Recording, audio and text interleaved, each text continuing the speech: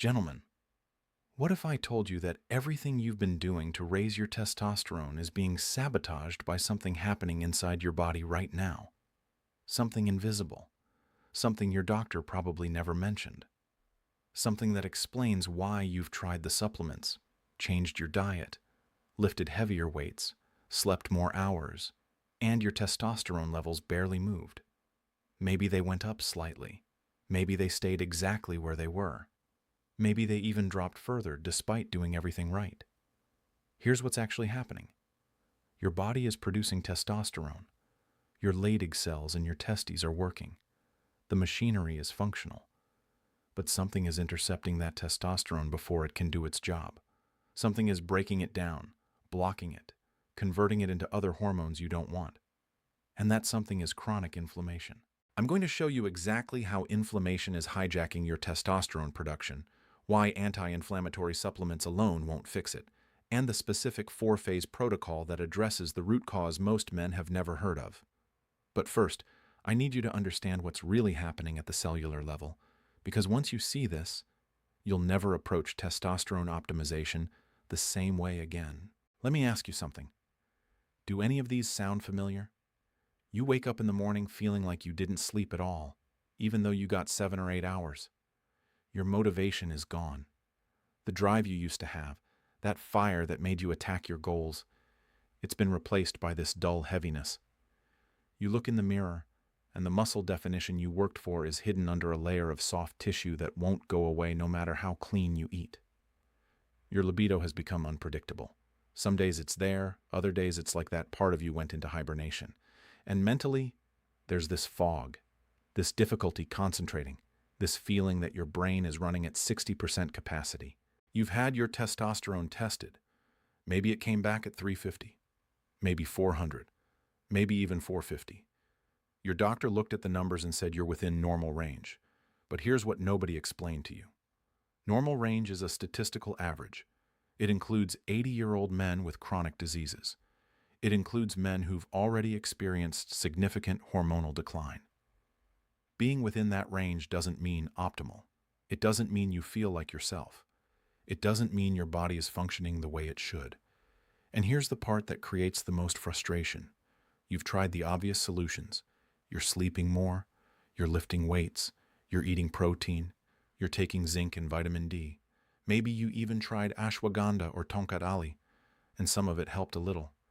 Maybe you saw a bump of 30 or 40 points, but then you plateaued. You hit a ceiling that no amount of supplementation seemed to break through. That plateau, that ceiling, that invisible barrier keeping your testosterone stuck at a level that doesn't match your effort, that's the inflammation factor. And today I'm going to show you exactly how to remove it. I'm Dr. Steven, and for over 15 years I've specialized in male hormonal optimization and metabolic health. In my practice, I've worked with thousands of men who came to me frustrated, confused, and convinced their bodies had simply given up. Men who'd been dismissed by their doctors. Men who'd spent hundreds on supplements that gave inconsistent results. Men who were starting to believe this was just what getting older meant. Most of them were wrong. What they had wasn't permanent decline. It was systemic interference. Their testosterone production pathways were functional, but the downstream effects were being blocked by inflammatory processes they didn't even know existed. Let me show you exactly how this works, because the science here is fascinating and it explains everything you've been experiencing. Your testosterone is produced in a specific sequence. It starts in your brain. Your hypothalamus releases GnRH, gonadotropin-releasing hormone. That signals your pituitary gland to release LH, luteinizing hormone. LH travels through your bloodstream to your testes, where it tells your Leydig cells to produce testosterone. Simple feedback loop. Signal sent, testosterone produced. But here's where inflammation enters the picture.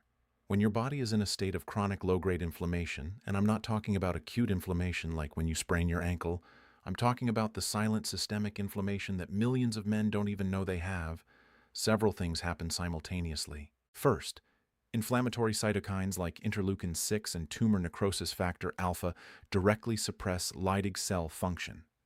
These cells literally produce less testosterone when inflammatory markers are elevated. Studies show that men with elevated CRP, that's C-reactive protein, one of the primary markers of systemic inflammation, have testosterone levels averaging 20 to 30% lower than men with low CRP. Same age, same lifestyle factors, same genetics. The only difference is their inflammatory status.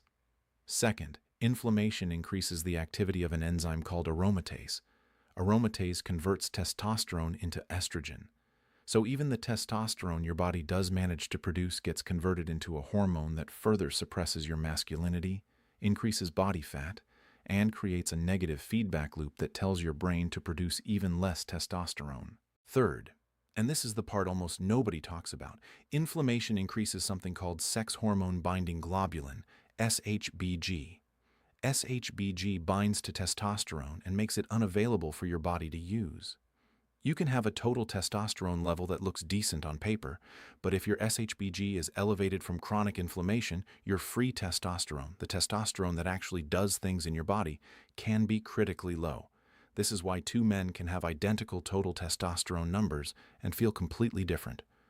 One man has low inflammation, low SHBG, and most of his testosterone is bioavailable. The other man has elevated inflammation, elevated SHBG, and despite the same total number, only a fraction of that testosterone is actually usable. Now here's what makes this so insidious. Chronic low-grade inflammation doesn't feel like inflammation. There's no swelling, no redness, no obvious pain. It operates below the threshold of conscious awareness. You might feel tired. You might feel unmotivated. You might feel like something's off, but you'd never connect those feelings to an inflammatory process happening at the cellular level. The sources of this inflammation are everywhere in modern life. Processed foods create inflammatory responses.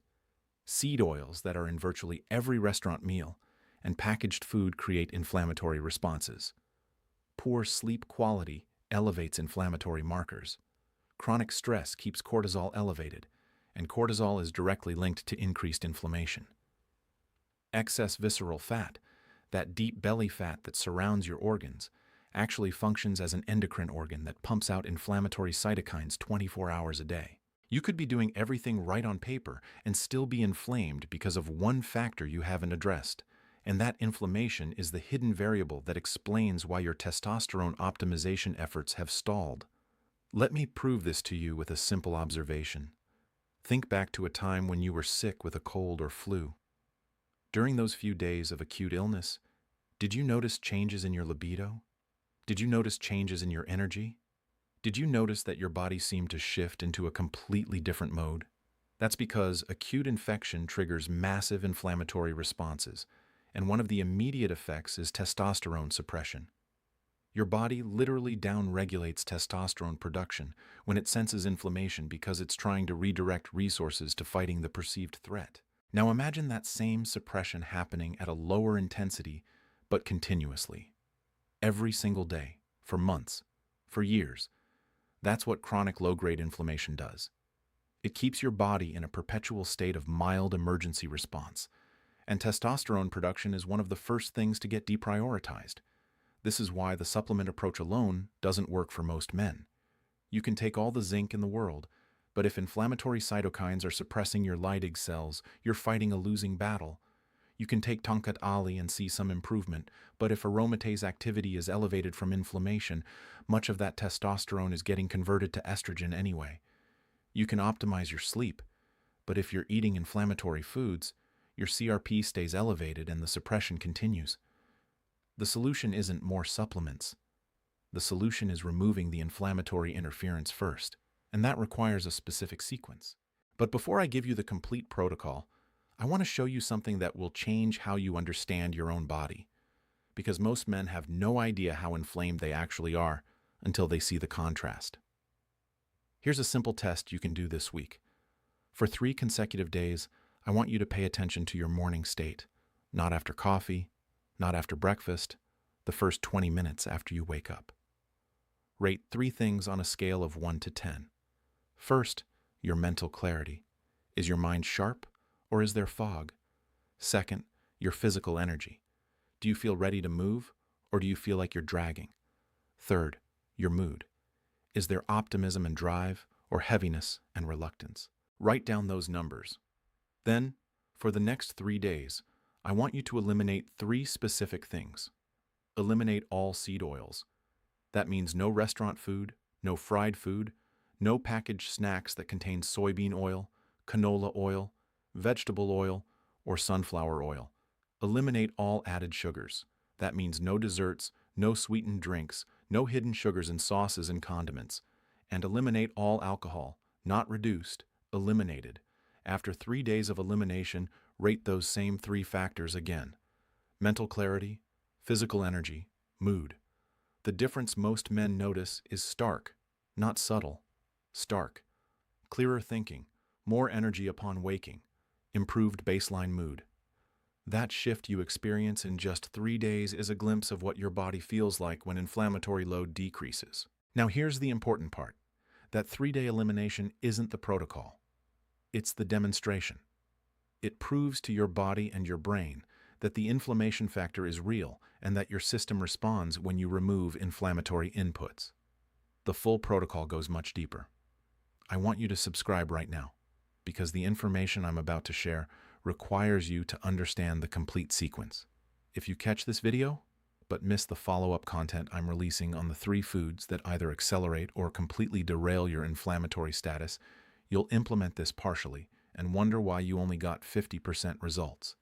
The sequence matters. The timing matters. Subscribe so you don't miss any of it. Here's the 4-phase protocol that addresses the inflammation factor at its root. Phase 1 is the elimination phase. This is days 1 through 14. This is where we remove the primary drivers of inflammatory load. I already mentioned seed oils, added sugars, and alcohol. Those are the big 3. But there are several other factors that need to be addressed during this phase. Processed meats contain compounds called advanced glycation end products, or AGEs. These directly stimulate inflammatory pathways. During phase 1, you're eating only whole food proteins, beef, chicken, fish, eggs, nothing processed, nothing with added nitrates or preservatives. Refined carbohydrates cause blood sugar spikes, and those spikes trigger inflammatory cascades. During phase 1, your carbohydrates come only from vegetables, fruits, and whole grains like rice or oats. Nothing white, nothing refined, nothing that comes in a package. Dairy is inflammatory for a significant percentage of men who don't realize they have sensitivity to it. During phase 1, you eliminate dairy completely.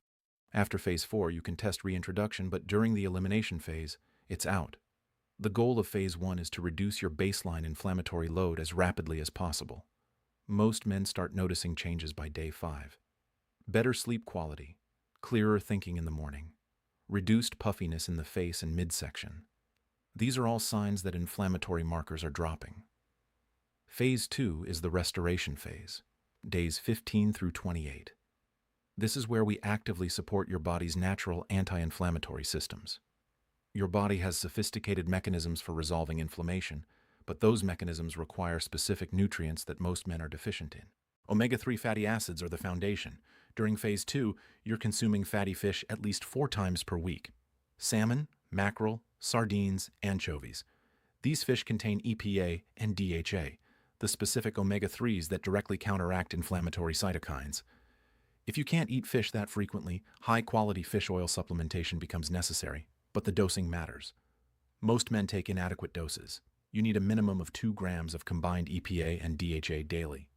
Most fish oil capsules contain far less than that per serving.